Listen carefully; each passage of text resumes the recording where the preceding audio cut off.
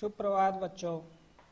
GDS education में आप सबका स्वागत है। तो आज हम संज्ञा के बारे में आप सबको बताएंगे कि सरल शब्दों में संज्ञा क्या होती है और इसके कितने प्रकार होते हैं। इनके बारे में हम विस्तार से पढ़ेंगे। बिना देर किए हुए हम वीडियो स्टार्ट करते हैं।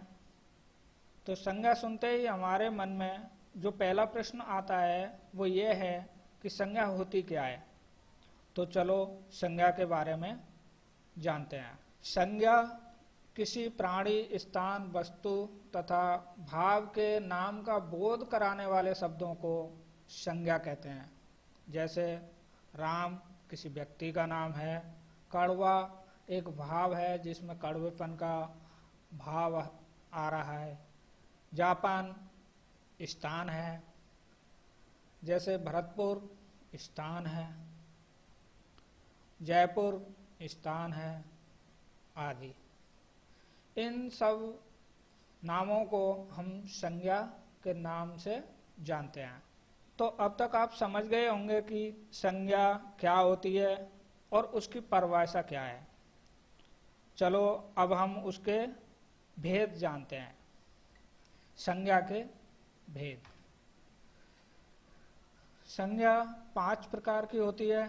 नंबर 1 व्यक्तिवाचक संज्ञा, 2 जातिवाचक संज्ञा, 3 भाववाचक संज्ञा, 4 समुदाय या समूहवाचक संज्ञा, 5 द्रव्यवाचक संज्ञा। ये संज्ञा के मुख्यतः 5 भेद होते हैं।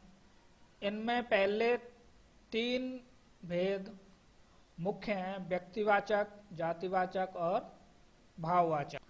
अब हम आपको ये बताते हैं कि संज्ञा के 5 भेद हो गए। तो चलो अब हम उसके पहले भेद के बारे में जानते हैं। व्यक्तिवाचक संज्ञा किसी व्यक्ति, स्थान या वस्तु का बोध कराने वाली संज्ञा व्यक्तिवाचक संज्ञा कहलाती है। उदाहरण के लिए नरेंद्र मोदी, भगत सिंह, मोहन, राम आदि शब्द। ये सभी शब्द किसी व्यक्ति की ओर संकेत कर रहे हैं। जैसे नरेंद्र मोदी व्यक्ति का नाम है, भगत सिंह व्यक्ति का नाम है। वस्तु जैसे भगवत गीता, बाइबल, रामायण आदि ये पुस्तकों के नाम हैं। तो अब आपको व्यक्तिवाचक संज्ञा समझ में आ गई होगी। अब हम जानेंगे संज्ञा के दूसरे भेद के बारे में, और इसका दूसरा भेद है जातिवाचक संज्ञा। जातिवाचक संज्ञा जिस शब्द से किसी प्राणी, वस्तु या स्थान की संपूर्ण जाति का बोध होता हो उन शब्दों को जातिवाचक संज्ञा कहते हैं। उदाहरण के लिए प्राणी आदमी, गाय, जानवर, लड़की, पक्षी आदि। इनमें जैसे गाय किसी जाति के लिए बोला गया है, जानवर ये सारे जानवरों के लिए समझाया गया है, लड़की सभी लड़कियों के बात बताया गया है। तो ये सब एक जाति की ओर इंगित कर रहे हैं।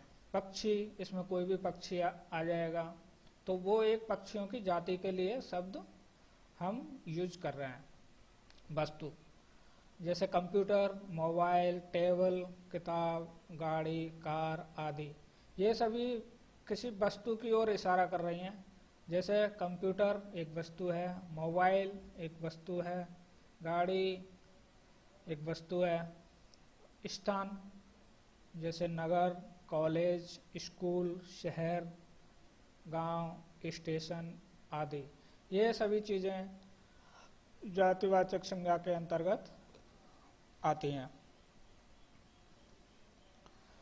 तो आपको अब जातिवाचक संज्ञा समझ में आ गई होगी। अब हम आगे संज्ञा के अगले भेद के बारे में हम बात करेंगे। जो तीसरा भेद है वह है भाववाचक संज्ञा।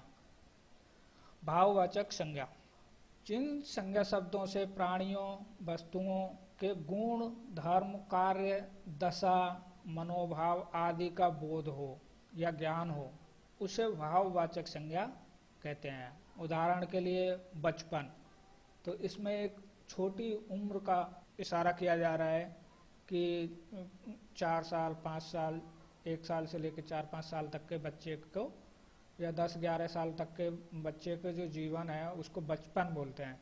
बुढ़ापा यानी 50-60 साल से ऊपर कोई भी हो। मोटापा जो मोटे लोग हैं। मिठास जिसमें मीठे उसका स्वाद का अनुभव हो रहा हो। तो ये एक किसी चीज़ के भाव को बता रहे हैं। ये सारे शब्द किसी वस्तु के भाव को बता रहे हैं यहाँ पे, तो इनको हम भाववाचक संज्ञा कहते हैं। अब हम अगले भेद पर चलते हैं जो समूहवाचक संज्ञा या समुदायवाचक संज्ञा कहलाती है। वे संज्ञा शब्द जिनसे हमें किसी भी व्यक्ति वस्तु के समूह का बोध होता है या बोध होता हो, उन शब्दों को समूहवाचक या समुदायवाचक संज्ञा कहते हैं। जैसे भीड़, मेला, कक्षा, परिवार, झुंड, सेना आदि। ये शब्द हमें किसी न किसी समूह का बोध कराते हैं। भीड़, इसमें कोई पता नहीं है हमें कितने लोग हैं, कहाँ से हैं, छोटे हैं बड़े हैं, तो एक भीड़ की ओर इशारा कर रहे हैं जिसे हम समूह भी बोल सकते हैं। मेला, ऐसे ही मेला शब्द है, वो भी एक समूह की तरफ इशारा करता है कि उसमें कितने लोग हैं, कैसे किस उम्र के हैं, सभी एक समूह की ओर ये इशारा करते हैं। कक्षा, परिवार, कक्षा जैसे क्लास में जो भी जितने भी बच्चे हैं सभी को कक्षा बोलेंगे। परिवार में जितने लोग होते हैं वो एक समूह को इंगित करते हैं। तो ये शब्द हमें किसी न किसी समूह का बोध कराते हैं। इन सब को हम समूहवाचक संज्ञा कहते हैं। तो हम आखिरी भेद पर चलते हैं जो कि द्रव्यवाचक संज्ञा है। द्रव्यवाचक संज्ञा जो शब्द किसी ठोस पदार्थ, धातु या द्रव्य का बोध कराते हैं उन शब्दों को द्रव्यवाचक संज्ञा कहते हैं। द्रव्यवाचक संज्ञाएं ढेर के रूप में नापी या तोली जाती हैं। ये अगणनीय है। जैसे नमक, इसकी हम गणना नहीं कर सकते लेकिन इसको नाप सकते हैं, तो ये द्रव्यवाचक संज्ञा के अंदर आता है।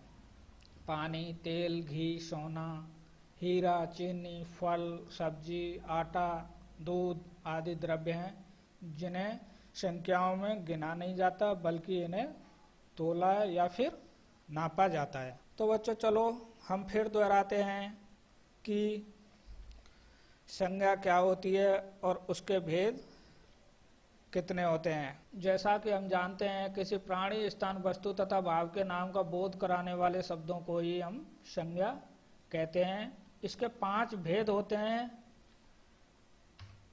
पहला व्यक्तिवाचक संज्ञा, दूसरा जातिवाचक संज्ञा, तीसरा भाववाचक संज्ञा, चौथा समुदाय या समूहवाचक संज्ञा, 5वां द्रव्यवाचक संज्ञा।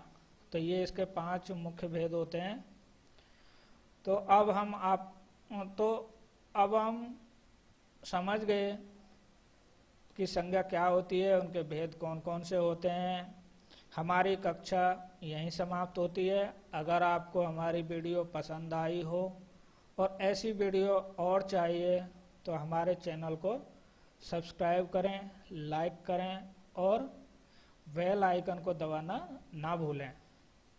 इससे हमारी वीडियो जब भी आएगी पहले आपको नोटिफिकेशन मिल जाएगा। आज के लिए इतना ही। अब हम मिलते हैं अगली वीडियो में। धन्यवाद।